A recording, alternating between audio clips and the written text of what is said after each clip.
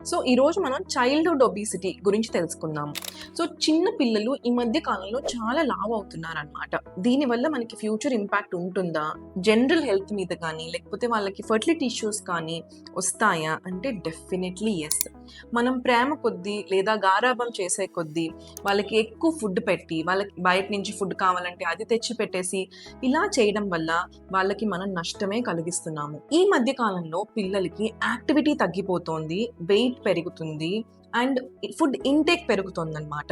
స్కూల్స్‌లో చాలా వరకు స్టడీస్ మీద ఫోకస్ చేయడం వల్ల వాళ్ళకి ఫిజికల్ యాక్టివిటీ ఎక్కువ ఉండట్లేదు. ఎక్కువ కూర్చొని చదువుకోవడం, టైం అంతా హోమ్ వర్క్స్ చేసుకోవడం వాటితోనే అయిపోతోంది. సో మనకు తెలిసిన చాలా సెలబ్రిటీస్ కూడా ఈ చైల్డ్‌హుడ్ ఒబెసిటీతో చాలా బాధపడ్డారు. దీనివల్ల ఏమవుతుందంటే చిన్న పిల్లలకి ఎస్పెషల్లీ ఆడపిల్లలకి తొందరగా పీరియడ్స్ రావడము, ఎర్లీ ప్యూబర్టీ అన్నమాట. పీసీఓడీ ప్రాబ్లమ్ పెరగడము, ఎగ్ క్వాలిటీ తగ్గిపోవడం, అబార్షన్స్ ఎక్కువ అవ్వడం ప్రెగ్నెన్సీ వచ్చినా కూడా, థైరాయిడ్ ఇష్యూస్ రావడం ఇవన్నీ జరుగుతోంది.